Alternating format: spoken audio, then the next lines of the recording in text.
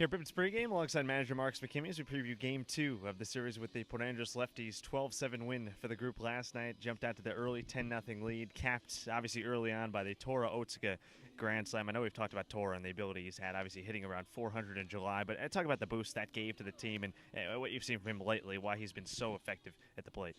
Well, Tora, yeah, he's been good in a lot of fashions, right? He affects the game in a lot of different ways, not just with his feet. He had a big drag bunt down in Bend to start the game that was well placed to really get us going. As we obviously did all three games there, he got himself in an advantage count last night and got a fastball and he ambushed it. I mean, just things that good baseball players put themselves in positions to be successful, and he did that.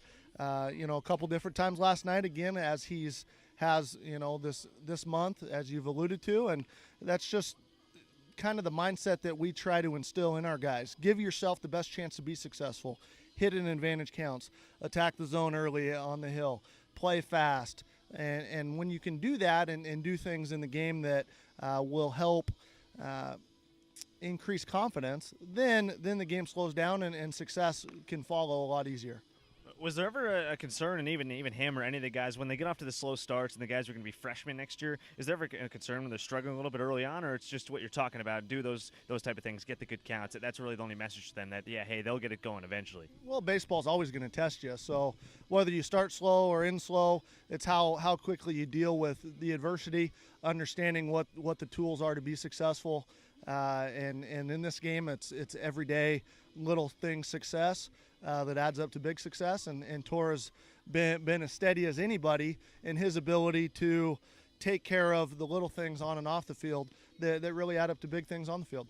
Well, Tora, obviously one of the guys producing. It was really a team effort, top to bottom. I think only one guy who played did not have a hit, but eight different guys with hits. Obviously threw a lot of hits up on the board. 4 different guys throwing. Talk about the top to bottom production that you got from so many different guys. Strickler, one of the newer Pippins, he had a base hit RBI. I know a couple of different arms threw in the game. Manella, Connor White got in there, Grayson Jones. But talk about having so many guys able to produce and get out there, do some good things. Well, not to give you the short answer, man, but that's just what good teams do.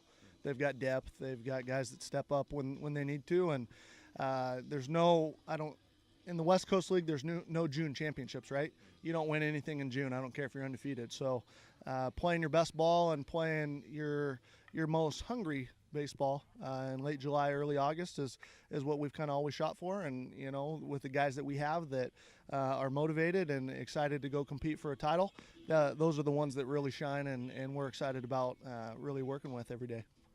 I know we talk a lot about when you're stealing bases or doing certain things that's dictated to you by the defense, but 5 stolen bases for the team last night, Swordall with a couple. I believe Chase Wells had a couple. You have a lot of guys who can take bases, but obviously as a manager, you got to manage when to send them in certain spots. What were you seeing last night from the guys, and how do you manage that when you have so many quick guys, but at the same time you have to really judge it by who's behind the plate? No, there's a lot of factors that go into that. We want to, just from a team perspective, put pressure on as often as we can.